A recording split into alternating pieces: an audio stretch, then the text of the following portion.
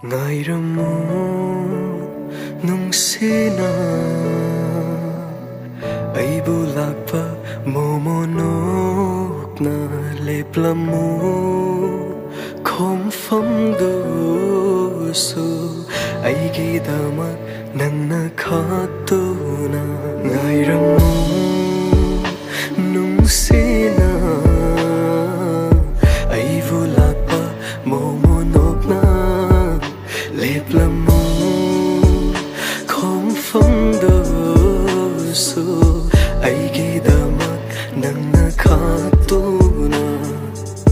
nangu pamuvana nangu nungsivana aidi potha famga khandana ngaure nangu uraktaba nangu uningbana thamoi se laita famga khandabana ngaure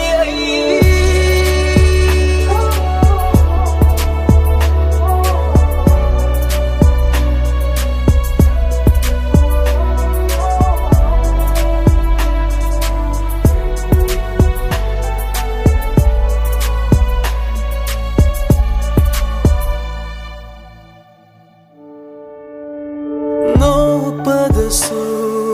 magun henbini maduraga aina ngaujaba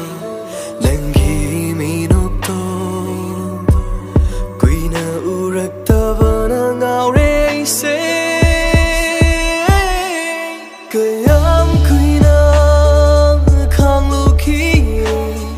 uningbana ngauraba se chatlu